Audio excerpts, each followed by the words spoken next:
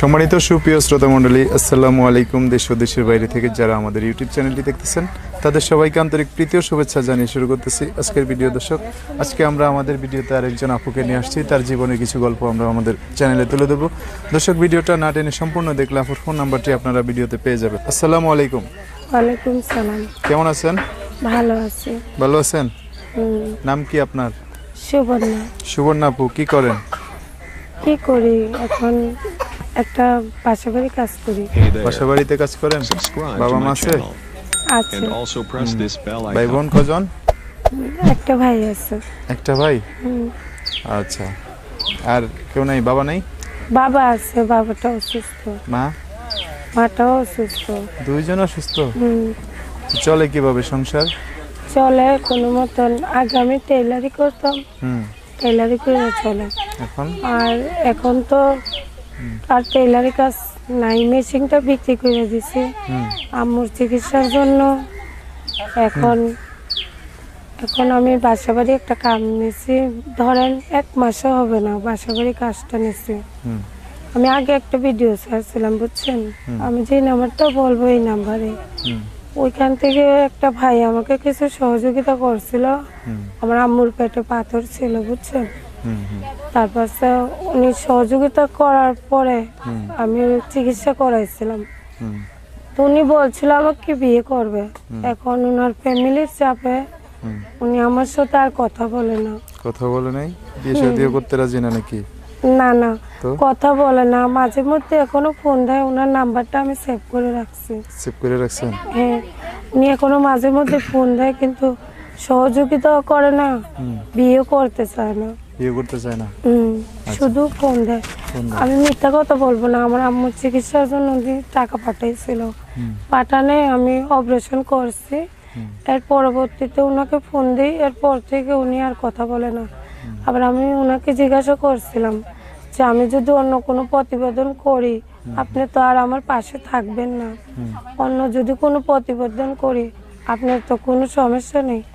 উনি আমাকে বলছে, না আমার কোনো সমস্যা নেই, তুমি প্রতিবেদন করো, আমি যা সহযোগিতা করার করছি। কারণ আমার ফ্যামিলিও দুর্বল, আমি আর করতে পারবো না। বিবাহিত ছিল নাকি? উনি বিবাহিত ছিল। তারপরে আপনারা সঙ্গ করছেন? উনি বিবাহিত ছিল, আমার আম্মুটা অসুস্থ ছিল, এজন্য আমি কি করব বলেন? মেন হয়েছে আমার আম্মুটাকে সুস্থ করা, এজন্য।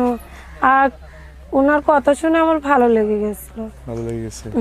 মানে কথা শুনে ভালো লাগছে বা একটু হেল্প সহযোগিতা করছিল বড় মনের মানুষ হিসেবে? না না ভাই, আগে উনি কথা বলছে অনেক সুন্দর করে, সুন্দর করে কথা বলার পরে ভালো লাগছে। তারপর উনি 2 দিন কথা বলার পরেই উনি আমাকে টাকা পাঠিয়ে দিয়েছে, 2000 টাকা পাঠিয়েছে 2 দিন কথা বলার পরে।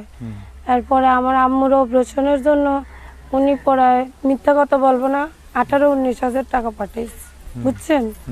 তা আমি চিকিৎসাও করছি, সুস্থ হয়েছে। এখন ওনাকে ফ্যামিলি থেকে বলতেছে বিয়ে করো না কেন? তা আমি ওনাকে বিয়ের কথা বললাম। বলার পরে উনি আমাকে বললো কি, দেখো আমি তো বিয়ে করছি, আর বিয়ে করে তোমাকে আইনে এইখানে রাখতে পারবো না। আচ্ছা, তোমাকে আমি কিছুদিন পরে বিয়ে করব। একথা বলে পরবর্তীতে আর কোনো ফোন টোন দেয় নাই। পরে আমি একদিন হঠাৎ করে ফোন দিয়ে বললাম, তুমি যেতকালে বিয়েই করবে না, আমার তো একটা মনের মানুষের দরকার, তা আমি আবার একটা ভিডিও ছাড়বো। উনি আমাকে বললো যে আচ্ছা তুমি ছাড়ো, আমার কোনো সমস্যা নেই। তার জন্য আমি আবার আসছি ইউটিউবের কাছে। আচ্ছা, ঠিক আছে। আপনার স্টোরি তো অনেক বড়, এত স্টোরি তো না আমি কিছু জিজ্ঞাসা না করতে আপনি অনেক কিছু বলে ফেলছেন, আমি কিছু জিজ্ঞেস করবো না।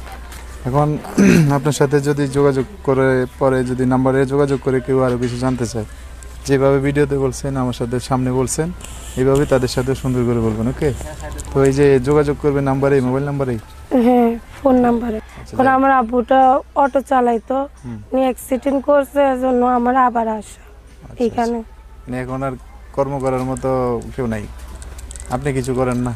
না ভাই, বললাম না ইদানিং 1 মাস হবে আমি একটা বাসা বাড়ি কাজ নিয়েছি। ইদানিং? এটা আপনার বাবার সমস্যা হওয়ার পরে? আচ্ছা, দোয়া করি আপনার জীবনে এমন একটা মানুষ আসুক যাতে বাবার বোঝা হয়ে থাকার চাইতে কারো সংসারে গিয়ে সংসার করে খান, জীবন সঙ্গী হয়ে যাক। ঠিক আছে? তো ঠিক আছে, আজকের ভিডিও পর্যন্তই। দর্শক, সবাই ভালো থাকবেন, সুস্থ থাকবেন, সুন্দর থাকবেন।